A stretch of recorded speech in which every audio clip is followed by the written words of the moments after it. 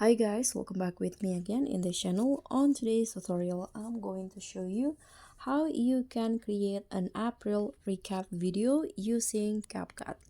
So here I'm using the CapCut mobile, and to easily create the April recap video, you can just use the CapCut templates. So go to the templates tab and click on the search column at the top, and here you can just type in April recap.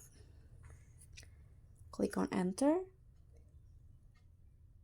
Okay, so CapCut will show you the some of the templates that you can use. So just like select the template that you like.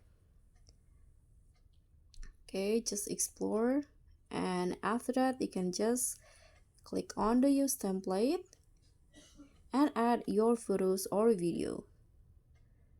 Okay, here I'm going to just use photo.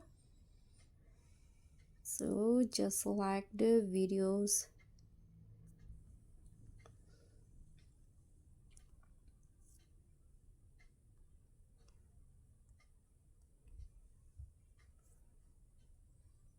Okay, after you are done selecting the photos or videos, just click on next, and you'll be directed to the preview of the templates, the April recap template. And after that you can just click on export if you are satisfied with the result.